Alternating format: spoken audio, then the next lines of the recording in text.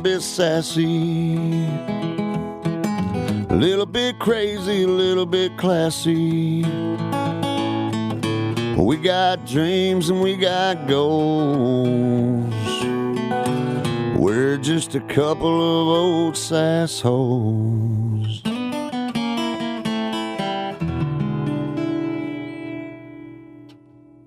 Oh my gosh, oh my gosh, oh my gosh. You guys, Heather's home. Heather's back. I'm back. Hey, and welcome to A Couple of Sassholes, a podcast about true crime, conspiracies, random things, comedy, things. All of the things. And I'm Brooklyn Maple. And I'm Heather Terry. And Heather Terry is back in Owensboro, Kentucky. Yes, from Austin. It was very fun for Kim's birthday, the surface of the sun. I'm never going. Kim's the surface of the sun? Kim. Austin's. Yes, Austin is the surface of the sun. Texas. Yes. Austin, Ohio. I mean, Salem, whatever, whoever. Oh, yeah, I met that lady and said I was going to Salem, and she's like, Oregon? Oh. No one ever means Oregon. No, just like whenever I moved to Miami, they were like, Ohio? There's a Miami, Ohio. I was like, fuck no. Oh, yeah, there's a college there. It shouldn't be. I don't know. I don't know how many people are running to it. Anyway, Texas was fun. Flights are hard right now. Recommendation, go early. 2 3 flights. 2 or 3 to the airport. 2 or 3 flights were canceled. I just wanted to go there and have a beer or a drink before we went on the flight. And then they were like, oh, your new flight got canceled. You have 20 minutes to get to the gate for your next one. That's wild. So they let us cut through the security line, and some guy let us, well, we got secured. Yeah. And then I couldn't get my ID out of my wallet. And then luckily I had my passport in my backpack. Are you looking at my nails? Because I broke them all when I was I done. like that you are hate natural. It. Okay, so I broke all my nails. We went on a float trip. For anyone that doesn't know Heather, let me paint a picture. Okay. Heather is, how old are you? 36. And she gets nails like a 19-year-old Yeah.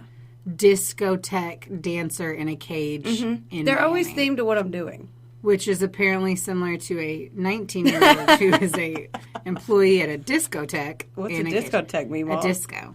A club. What? It's a club? A nightclub. A nightclub? A nightclub. What? I don't know. I'm A just telling. discotheque? Yeah. That's what they call it in other countries. Okay. Yeah. Anyway, no, I don't have fake nails on. It's driving me nuts, though.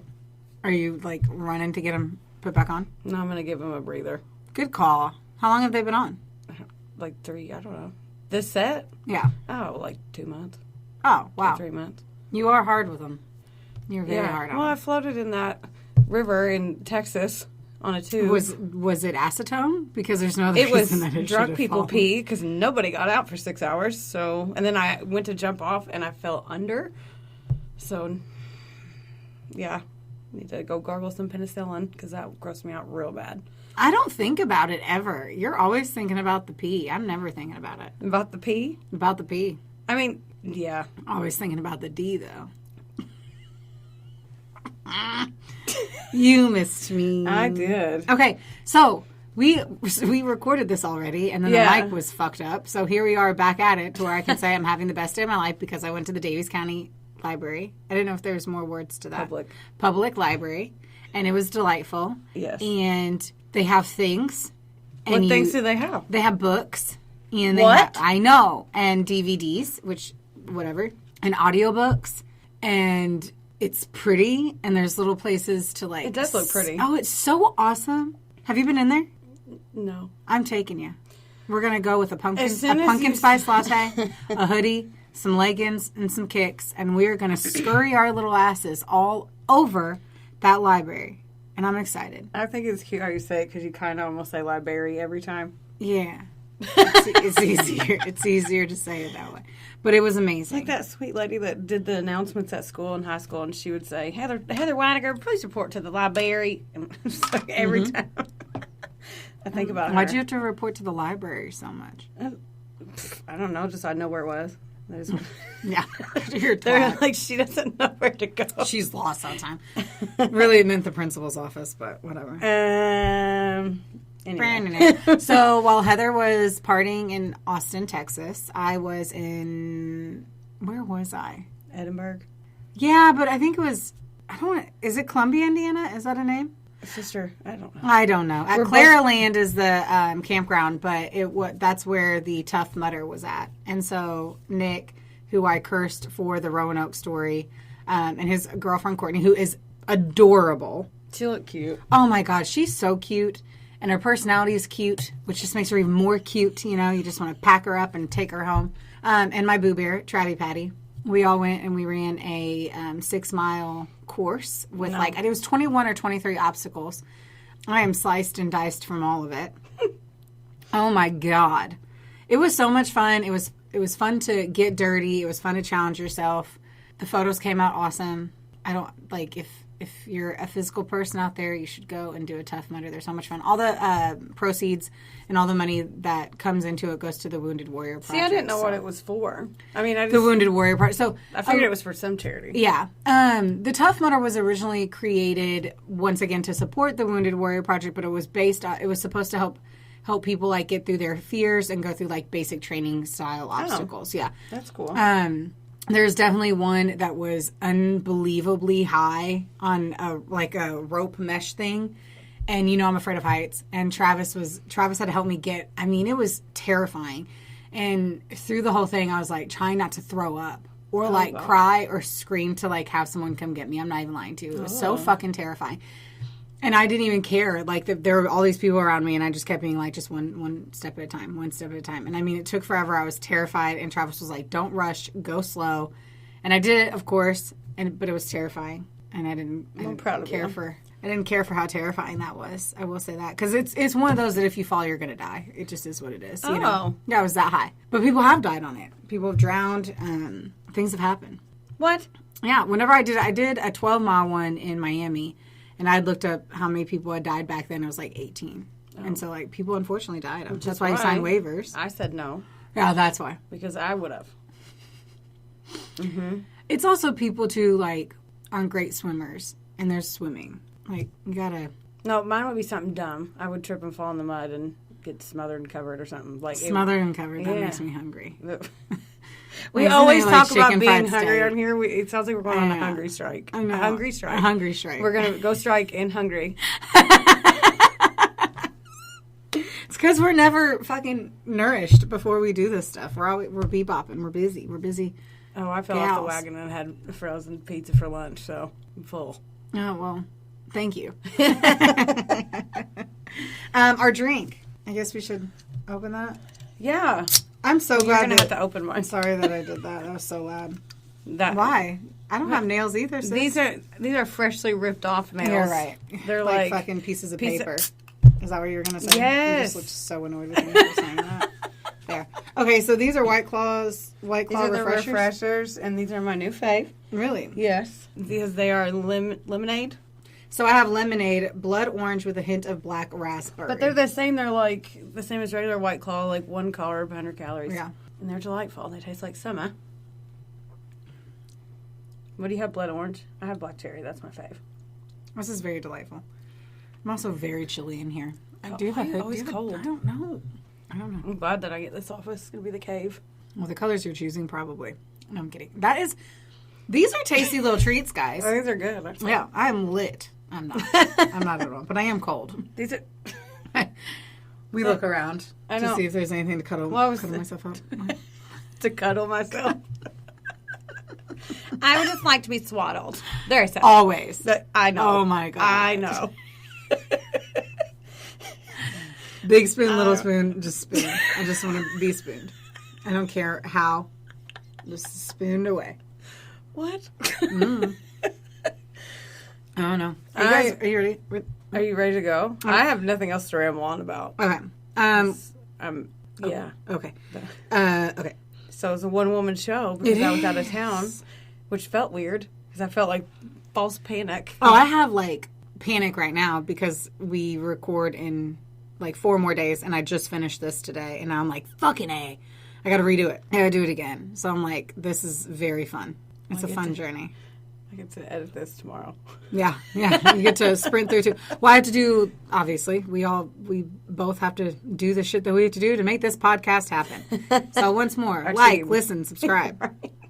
We could use it. Yeah. Okay, so I am going to talk to you about Sorry, I named him again. Herb the Perv. What?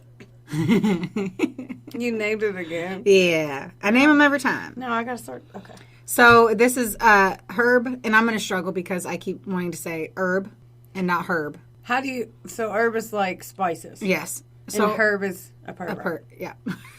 Right? Yes. Yeah. Okay. So I'm going to struggle like crazy. Call him herb. I can't I'm wait. going to do it. You wait. know it's going to happen. I'm so happy. I'm going to be like, basil. Like, no. Which is an herb. I know. God, I doesn't cook. God, I need a nap. Yes. I've slept for like 20 minutes today total. I've just been like in a daze. I believe it. Yes. Okay. So Herb Baumeister, he is also the I-70 killer or the I-70 Strangler. I do know who this is. Uh-huh. Okay. All right. So excited. I got this from Talk Murder to Me, which was awesome. And I really liked it. I thought that was super cute. So supporting Talk Murder to Me. Is that a podcast? No, it's a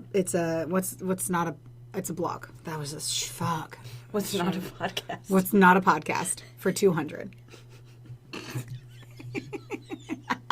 Nerd, I've missed your face. I have missed your face too. Okay. Wikipedia and then also Murderpedia. Okay, so this one is wild for a few reasons. First, it occurred in Westfield, Indiana, sort of, like also Indianapolis and Ohio, and there were mannequins involved. I don't. I know, and I originally picked it because of the mannequins, and then sprinted since I realized that it was in our backyard too. So kind of. Yeah, I love that. I picked a shoe fetish guy for you, and you picked something I'm scared of. Yeah. Well, just because I like shoes doesn't mean I want my foot cut off and in someone's freezer, showcasing it. I think you'd probably like that, like in your afterlife, if you're reincarnated and we're like, oh, that's my hoof. That's a cute shoe. Yeah, but I don't know if it was always a cute shoe.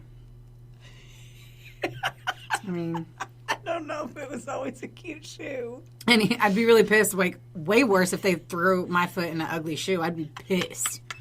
Fucking. All of a sudden, everything starts falling off the walls. Yeah, crosses get flipped upside down. We're like, uh-oh, she don't like them pumps. Yeah. She don't like them. Jerry. Fucker. Switch them out. Let's get this party started because I have 12 pages and... I'm going to try not to slam my hand down. I know. I've looked at you every single time you've done it. Like, I know. Can you stop? Yeah, I can't help it. I don't scold you. I just... My eyes must. They do. I believe it. And then told us. Go to the library one time. Now you're a librarian. Oh my God, I wish.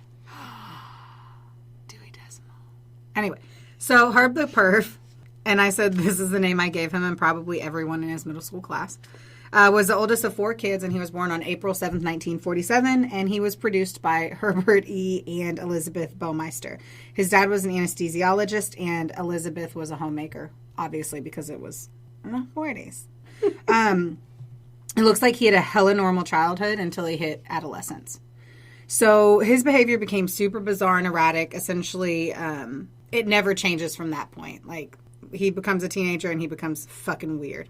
So he's obsessed with death and decay. He would pick up dead animals and birds. He would take them to school and leave them on his teacher's desk. No. So he was a fucking cat. He was a fucking cat. Like a motherfucking cat. Out of nowhere, he's just like, look at that bird. Oh. Give me that duck. Here, Mrs. Smith. Right. Here's a mouse. Happy Tuesday. Guess what else he does? What? Also weird cat-like thing. What? He pissed on his teacher's desk. No. Was it like... Bro legit pissed on one of his teacher's desks. And you wrote no bro. Bullshit. You're so cute. I did. Okay, bro. So is it like he stood on it and peed down? Yeah. Or did he stand on the ground and pee up? I don't know. They didn't give me that. I don't even know why he did that. There's nothing around it. Well, but I'm sorry. If it was Do you want to email his a mandible and he just peed down? Okay. In my head, penises, they can go anywhere. They can be flinging all around. Don't tee me up for a joke like that. Penises could go anywhere. They can. When it comes to the urination station. The urination station. Just saying. So... Hang on. You're not going to step on that joke. I need a minute to marinate over here in this of you just being like, well, Dix can go anywhere. Yeah, they can. I don't know. They can spell their names in snow. Yeah, you can too now. It's a thing. You can too. With my shiwi. No, it's really not. I mean, I guess maybe if I really got got I'll going. ask you again in a year. We'll check back. When I practiced? Okay. Yep. So his teachers do reach out to his parents who also think their child is a wackadoo. And so they have him psychiatrically evaluated. I struggle. And I swear I'm smart. Did they read to you at the library? Or did you read? Okay, you're hurtful. I'm kidding. You read You know way more what? than I me. bet that I could volunteer and read books to kids. Mental note. Okay. He's diagnosed with schizophrenia and multiple personality disorders, and despite like how severe that is, he is not treated for it. Oh, when was Now this? keep- The 50s? Yeah, but keep in mind that treatment for schizophrenia during the 1960s was primitive and mainly consisted of electroconvulsive therapy, or ECT. And of course, you already know that's a controversial treatment, and it's not really to cure the patients. The whole concept here is that it will make them more docile and less likely to lash out. So if it was your son, you would probably just hope to keep your eyes on them and hope they don't become a fucking sociopath and not fry their brains with electroshock therapy. So I guess cross your fingers, hope for the best. Folds paper and microphone. Okay. So anywho, he managed to get good grades. They say everywhere throughout that he had a great work ethic and that he knew how to work hard. Probably because he just peed on the desk if they gave him a B. Oh my God. I can't. It gets better. Okay. So he gets into IU, but only goes for one semester before dropping out. His dad pushes him to go back, so he does. Once more, he makes it one more semester. What a douchebag. So he apparently has no idea what the price of tuition is because That's expensive. what I was thinking. Yeah. So here is Julie. I'm just going to show a photo. This bitch, we have a lot to unpack with her. Is that him? That's him. We'll get better photos too because he looks like he's about Google to knock time someone's for face. everyone listening. This is Google time. Herb and Julie Baumeister. Okay. So he meets this chick, Julie Sater, a high school teacher and part-time student at IU. They hit it off. They both have similar values and goals. They're both politically conservative. So, and not to being conservative, it's to politics in general. Yeah. They were both members of the Young Republicans at IU, so they were real cool. I mean, And party monsters. they were both interested in cars, which is interesting, I guess. And they both wanted to run their business one day, which makes sense because she was a fucking teacher. That makes no sense to me. You're like, I want to be an entrepreneur, so I'm going to be a teacher? How does... I don't know how those are supposed to hold hands, but whatever. Naturally, they get married in November of 1971. All right. How those hold hands? I don't get it. I don't get it. I'm going to pour my drink. Announcement. Keep going. You're going to what to it? Pour it. Just killing the planet with your big old cups. Well, I can reuse that. You can, but are you? All right. So he continues to suffer with mental illness. Julie is loyal, and she is by his side through his darkest times. Now, just 6 months after they're married, his father does have him committed to a mental institution. There's no information as to did something happen, why, no clue. They're just like, he's there. I hear that he is committed to a mental institution. Okay. Now, I don't know if it was like one specific incident or what, but either way, Julie wasn't really fazed, and she waited the 2 months for her hubby bear to come home. I would presume it's because it's the 60s. And Yeah, I don't know need how I their feel money. about that. I would totally stand by Travi Patty. Unless it was like I woke up and he choked me out. Early on. It feels very early. Yeah, 6. I mean, yeah, but I don't think that they're married. It's not that. I mean, Yeah. they're married. I get it. So his job prospects are like shit because he never finished college or went to a trade school. So, of course, his dad is a well-respected man. I like how this also said, like, a doctor, and I'm like, he's an anesthesiologist. I'm pretty sure doctors would punch that statement in the face. Like, no. You're not a doctor. I'm Anywho. going to make that into a text message tone, and it's going to come up when you text me. Just that high-pitched... Sounds like you're letting the air out of a balloon real slow. Really? Uh-huh. Cool. So anyway, Daddy gets him a job at the Indianapolis Star as a copy boy. So driven and hardworking, once more, he threw himself wholeheartedly into copying the paper, bringing it to people. It was a copy boy. Oh. I can only assume that meant that he made copies. That sounds I don't know. It wasn't long, however, before he got on all of his coworkers' nerves. He was overbearing and irritating. He put dead. Ready for this? He required constant praise from the higher up. So when he didn't get it, he became bitter and moody. Fed up, he quit and found a new job at the Bureau of Motor Vehicles. How fucking funny! What? I'm like, what? Like, I can't get over this part. Like, he needed constant praise, and so he went to the BMV. Yeah. I don't think you get any praise there. Oh, no, nothing. Maybe a slap on the ass by, like, your male coworker, but that's about it. Somebody puts a cigarette out in your forearm there. I don't fucking know. Any Hoosier, no. Hard pass. So he eventually becomes a program director. Mind-boggling, but I have seen asshole people get promoted all the time and run departments they shouldn't. So who knows? It obviously happened in the 60s and continues on today. Shots fired. Pew, pew. So he wasn't well liked by his coworkers. He was known to be unpredictable and volatile. His coworkers literally avoided him the best they could. They said he was like an oddball who made them uncomfortable, and he had unexpected outbursts over really small, insignificant things. Dated a few of those, right? So in 85, he was... Are you ready? Nope. What? Buckle up. Okay. In 85, he was fired for urinating on a letter. On what? He urinated on a letter addressed to the governor of Indiana at the time, which was Robert Orr. I don't fucking get it. I don't know. Why is he R. Kelly on everything? Literally. Fuck R. Kelly. I hope he gets fucked in his ass. Oh, you know. You know he will. He's holding pockets all over the place. Yeah. And he said, my mind's telling me no. But my body. Just kidding. I don't think we can even do. No, we have to pay him money. So we're just saying a song. Oh. I was just saying my body. Penises can go anywhere. Cheers. All right. So after... Shit's bananas. B-A-N-A-N-A-S. Okay? Okay.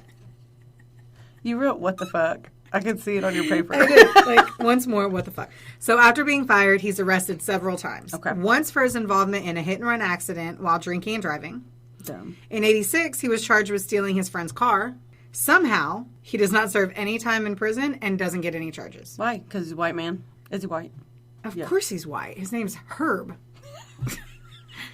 Duh. So... I don't know if his wife knows why he got fired or if she's just a fucking weirdo, but she ends up having babies with him. Oh. 3 children. Mary in 79, Eric in 81, and Emily in 84. So he can't really find a job. Are you ready for this? He becomes a stay-at-home dad, and Julie goes back to teaching. Wild. Now, apparently, he's a really awesome dad, and he takes to it, and the family loves him. And whatever. All right. So his next job, he eventually gets employed at a thrift store. And this one, he really takes to it, and he decides that he's going to learn the trade. So 3 years later, in 88, Herb and Julie made the leap into entrepreneurship. They borrowed $4,000 from his mom, and they opened their own thrift store, and they name it Save-A-Lot. Not the grocery store. I know. It's a thrift store. So it's like, anyway, I'll get to it. The store ends up being a hit, which is amazing. And it was so successful that they opened a second location the following year. They were able to, like, give donations to children's charities for, like, $50,000. Like, they're fucking loaded. So they achieved everything they wanted. They celebrate by purchasing Fox Hollow Farm, which is this little butte. Okay, well, no, I'm act like you're on. So, and the house is fucking beautiful. Let me see a picture. I've never seen that. Google time. Oh. Yeah, it's really pretty when you look it up. And so this is $1 million home. It's perfect. Julie describes it as a utopia. The kids are able to, like, rollerblade without having to worry about the cars coming around the corner. The house is 11,000 square foot. It's a Tudor-style building. It has 18 acres. I mean, gorgeous. It's located in Westfield, Indiana. So it's 20 miles north of Indianapolis. So they have privacy, but they're still not too far from the city. And that's the guy. One of the better photos. That's him? Yeah. He looks like a Herb. He looks like he is going to ask for my fucking W-2s. For sure. So, the Baumeisters... Like he has aggressive sweat glands. And his, like, shirts are always sweaty, like pit stains. Really? I wouldn't even have thought that. Yeah, just look, yeah. Yeah. Like he gets nervous. There's, like, girls work here. And his pitch just instantly sweat, you know? So, everything's awesome until everything's not. Brum, brum, brum. That was his mugshot, by the way. That was? Yeah, 1986, yeah. Looks like his lawyer ID card. Right? Yeah. It does. So though everything looks great, Herb is super difficult to work with. No. I know. And so pee. I can't get over the pee thing. I thought you said you had to go pee. I was like, I guess pause it. Okay. So he ends up treating Julie as though she's an employee and not a co-owner. And so it annoys her, but she decides to lay low in an effort to avoid fighting with her husband. Of course, their marriage ends up suffering. And during the summer, Julie starts taking the kids to stay with Herb's mother at her condo in Lake Wawasee. I think I said that right. What is it? Wawasee. Wawasee. It's like a little kid found a puddle. Wawasee. No. What is Wawa? Water. Oh, gross. Ugh, kids are annoying. Okay. You think? So Herb was happy to stay at home and look after the stores, okay, that he tells Julie. Really, all of this is bullshit. Okay. And according to the employees at the Save-A-Lot stores, he became careless and neglectful. Most of the time, he doesn't even show up to work. And whenever he was a complete fucking asshole. And so all the employees quit. The stores start to deteriorate, and business plummeted, and literally shit's getting serious. So oddly enough, when his life is falling apart, he is paying extra attention to their pool house. So he made sure to always keep the bar fully stocked. Here's the kicker. He liked to position dressed up mannequins around the swimming pool to create the illusion of a fancy pool party. No. Stop it. So the pool house was inside. The pool was inside of that. Oh, that you can smell that photo. Are those the those the mannequins? Yeah. No, you're not. Let me see. Those are the mannequins. But those weren't dressed. I don't know why they were naked bears. That is my worst nightmare. Just put a box of spiders in there and I would jump out a window. That's terrifying. Mm-hmm. I hate that. Yeah. Where did he get... Okay. I'm not going to ask any questions. He owned a thrift store where they sold he just brought them all home. clothing. They're like, I wish I could put this t-shirt on a mannequin, but they're all gone. They're all at Herb's. Partying at Basil's pool. Okay. Anyway. Sorry. So while Julie and the kids are away, he begins frequenting gay bars in downtown Indianapolis. So there isn't information on how long he had been doing it, and supposedly no one knows why, but it's super John Wayne Gacy. Oh. A hidden fucking gay in denial. Yeah. So you already know, I mean, I'm from Indiana, and so it's a conservative state. It still is. And in his mind, it was likely his own... No, okay, pause. Let me not say that murdering gay men was his only option. Hiding his true self was likely his only option because of... That probably fueled his fire. Yeah. Especially if he saw people living their truth and he couldn't, quote-unquote, live his. Yeah. So. That's a beautiful viewpoint. I mean, sad, but yeah. Yeah. So, of course, he had his beard by marrying Julie and having all the kids and projecting the self-image of a family man and a Republican, and no one knew who he was. So, look at in capital letters. Fuck me, man. Hold on tight, Becky. Name of the episode. Julie would later say that in their 25 years of marriage, they only had sex 6 times. What? My throat? That physically makes me ill. Yeah. I get it. I totally get it. That was I don't awesome. blame you. What? So number 1, he was... it gets better. So hold on. And they had 3 kids, so 3 of them were to knock her up. Yeah. So behind the bedroom door, there was a little...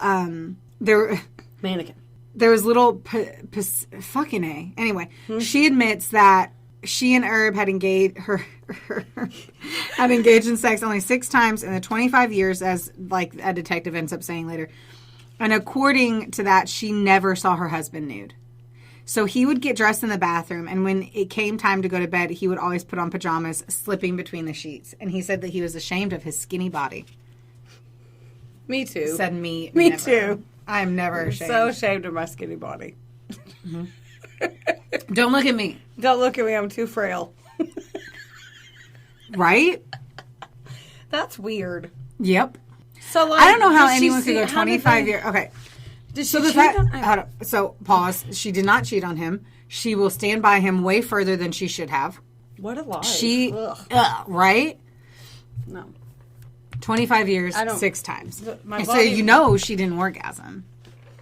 There's no way. There's no way. So anyway, something dark was going on in Indianapolis. Did you write that? I don't know. I can't tell you if I copy and pasted or throw it.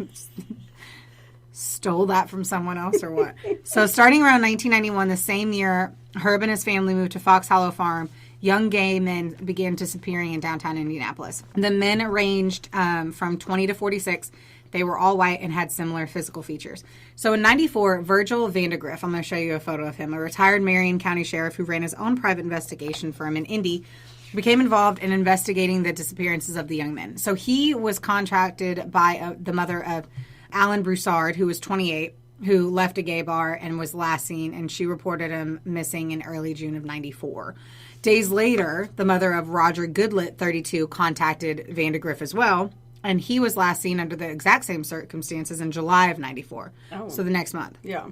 So he threw himself into the investigation of the two missing men, spending his evenings at the gay bars, trying to understand, interviewing patrons. He soon found out that it wasn't just those two people, and that there were closer to a dozen men that were missing. Oh, no. So it became clear that these disappearances were the work of a meticulous serial killer and not a random one-off killing. He went to the police, and they were like, sorry. Oh, no. Was it because they were gay? Because they were gay. Oh. They said that it's probably because they just ran off to practice their gay lifestyles. What? Yeah. So they didn't take it seriously. Okay. Around the same time, this other guy.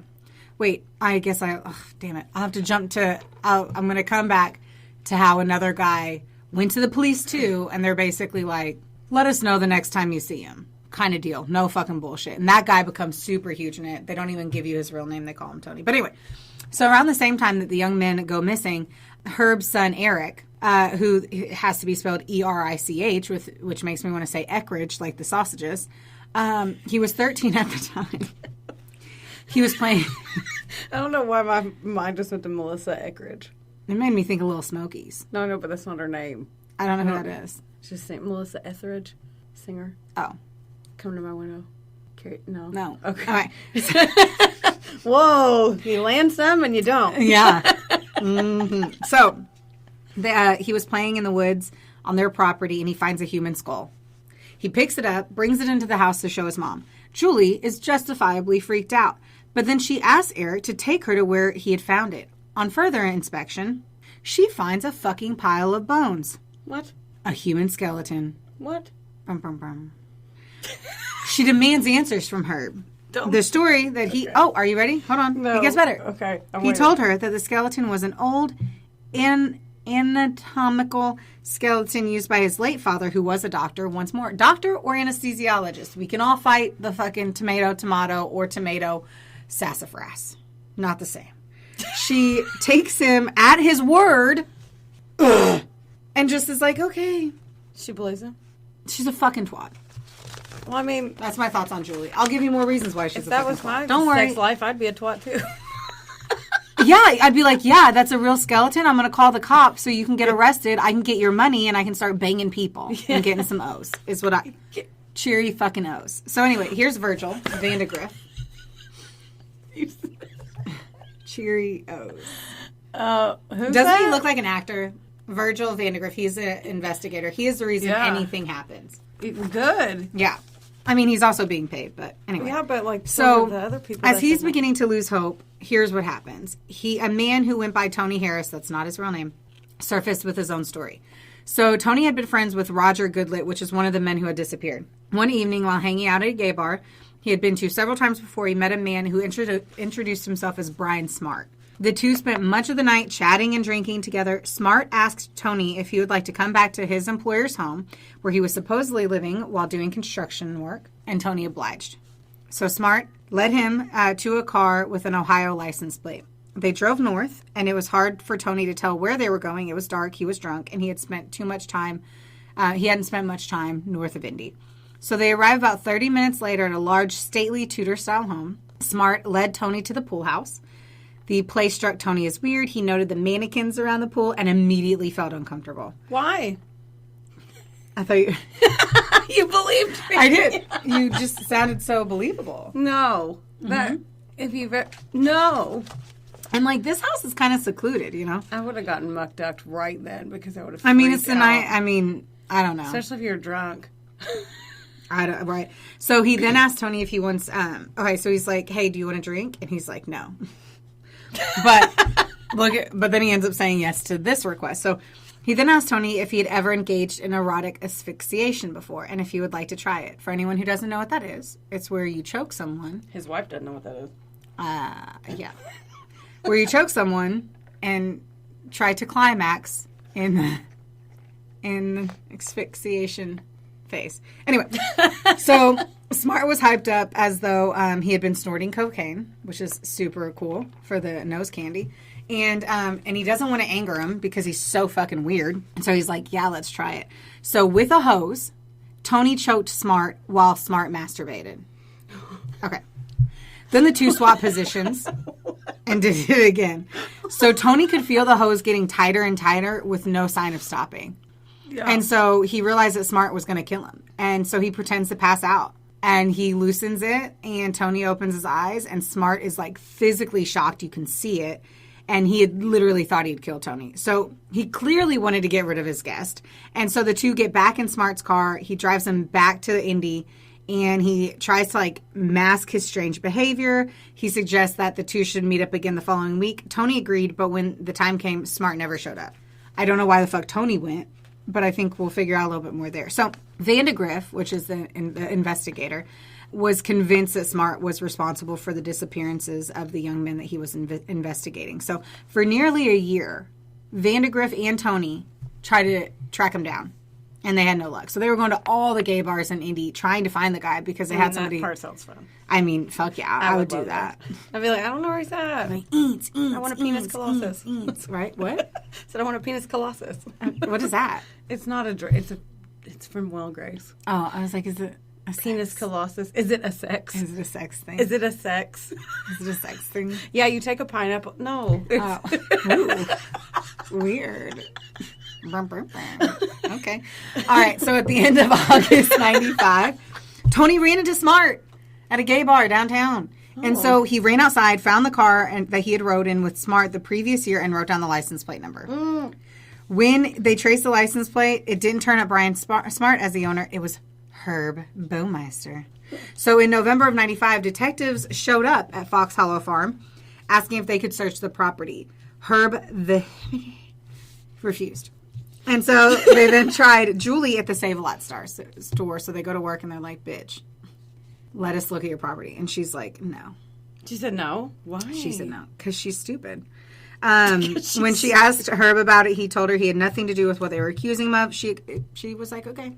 So Detective Mary Wilson, she specialized in missing person cases and was a good friend of Vandegrift, had been heavily involved in the case up until that point. She had liaisoned with Tony Harris previously, trying to help him find out where he had gone the night that Herb had taken him. And so now she needed to get a warrant to search the farm. The Hamilton County officials refused her request, however, and they said that the evidence simply is flimsy and that she would need more justification for her request. That's dumb. Yeah. So they let it lie. And just couldn't do anything. Like, oh, wow. Mm-hmm. So then in June of 96, Julie, his wife, appeared at her office. And Julie told the detective about how her husband, Herb, was basically having a nervous breakdown. Their business was in ruins, and she was filing for divorce. The image that her son had found that skeleton never left her, and that was for 2 years that she had known about that. So anyway, she told the detective about it. She granted Detective Wilson permission to search her home.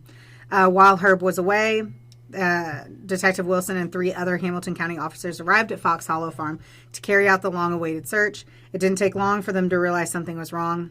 On closer inspection of the gravel that was alongside the grass in the backyard, they realized that it wasn't gravel. It was charred, crushed up bone. What? So forensics confirmed that it was all humans. So imagine having so much gravel in your yard and it's crushed up human bones. And your kid's just playing on it. Mm-hmm. So in the following days, the site is excavated. Over 5,000 bone fragments and teeth were recovered from the site. They believe that it belonged to a total of 11 men. However, only 8 were eventually identified. That's so sad. Yeah. They were Roger Goodlett, 34, Stephen Hale, 26, Richard Hamilton, 20, Manuel Resendez, 31, Mike Kern, 46, Johnny Bayer, 20, Alan Broussard, 28, and Jeff Jones, 31. Herb Baumeister's victims are right here, and they are all handsome, gorgeous little creatures of sweetness. That's sad. And they were young, too. Mm-hmm. Yeah. So they put out a warrant for his arrest. Once he realized what was going on, he fled to his mother's home, which he was staying with her while they were searching the place anyway. And he went to Canada. Ugh. Yeah. So then on July 3rd... I was like, that's not it, right? Yeah, and we're done. You're like, and he went to Canada? No, because this is the shitty part. So Okay. on July 3rd of 96, a group of hikers discovered his fucking body because he killed himself. No. At the Pinery some fucking park in Ontario. It's a very pretty park. I looked it up. He had a single bullet wound to his forehead. Next to him lie his Magnum revolver. So a suicide note was recovered at the scene. Wow. In the note, Herb cited his failed business, the impending bankruptcy, and the upcoming divorce for his reasons for taking his life. He did not mention anything about the remains of all the men discovered in his backyard. So as they continue to go through his secret life, they found even more. So between 1980 and 1990, the bodies of 9 young gay men had been discovered dumped along Interstate 70 between Indianapolis and Columbus, Ohio. They had similar characteristics in terms of age and looks to the men whose remains were discovered in his yard. They'd all been strangled to death. His wife mentioned that he had traveled that path to work constantly during that time frame. Up until 98, the unsolved murders had been attributed to a serial killer dubbed the I-70 Strangler. In February of 98, a witness came forward who had seen a photo of Baumeister and recognized him as a man who had been seen with one of his other friends that was leaving a club, and he was found off of I-70. So in 91, the bodies stopped turning along I-70, and that's exactly when they moved to Fox Hollow Farm. So basically that new home provided all the space he needed to discard his victims' remains. So while he was traveling, he was killing people along the highway. So he already had that life and then hid the rest of the bodies after he moved to the farm. So when he killed himself, any hope of justice for the young men and their families died along with him. While sentencing him, they really had intended on having him spend the rest of his life in prison, but obviously that wouldn't bring back their sons, brothers, and friends back. So unfortunately, he never got to suffer the consequences of his actions, and that is horrifically the story of Herb the Perv. Herb the Perv. That was a lot. Mm-hmm. Yes. That was a lot. Those poor boys. Yeah. I think it's unbelievable that, okay, so we've talked about the ability to kill strangers. Like, that's privately, probably not on the podcast. But, like, the only way that you can be a serial killer is to kill people who have no connection to you. The fact that it corresponded so well, like, that he was dumping bodies on I-70 for years prior. We don't even talk about the people that he killed that were found on I-70. Yeah. These are just the 11 bodies that were found on his property, not including all of the men. Yeah. So he probably killed over 20 people. And then killed himself and never even... Where's his wife and his kid? His kids. Kids. He had 3 kids. 3. Oh, yeah. 6 times. He was batting 500, though, on the knocking her out between the sheets thing. Yeah.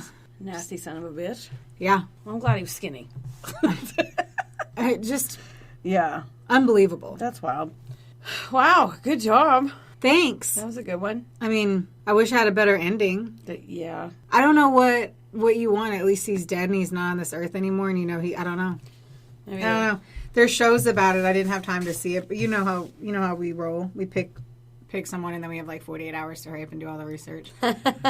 Very rare that I know it before. Job. Thank you. Crushed it. Thanks for carrying the weight while I was scooting my way through Texas. Oh, my shoulders are stronger now from it. But he really does piss me off. This guy pissed me off so bad. Yeah, he sucks. Yeah. Sucked. Yeah.